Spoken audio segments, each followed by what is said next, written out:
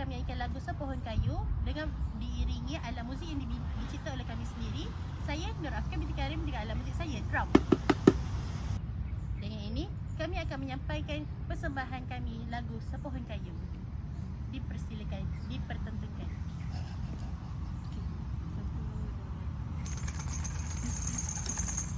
Sepohon kayu daunnya rimbun, lebat bunganya serta buahnya.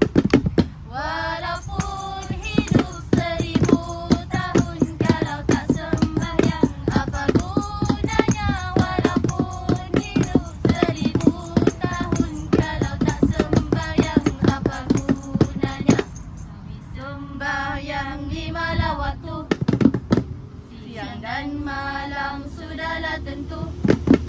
Hidup di kubur yatim piatu, seorang di Palu. Hidup di kubur yatim piatu, tinggal seorang dipukul di Palu.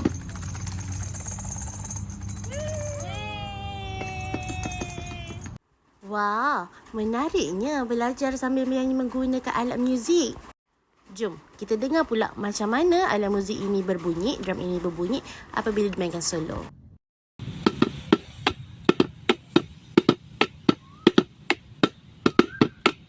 Wah, bunyinya sedap lah, sama macam drum betul.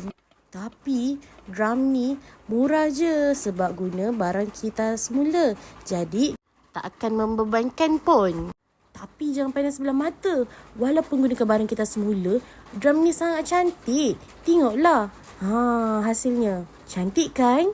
Cantik bukan sekadar cantik. Drum ni juga ringan dan bertali. Jadi ia mudah untuk dibawa ke mana-mana saja. Sesuai untuk murid-murid kecil seperti murid sekolah rendah. Tengok, mudah kan? Saya telah bawa drum ini untuk bermainnya di taman dan di tasik. Tunggu apa lagi? Jom dapatkan drum ni. Cepat.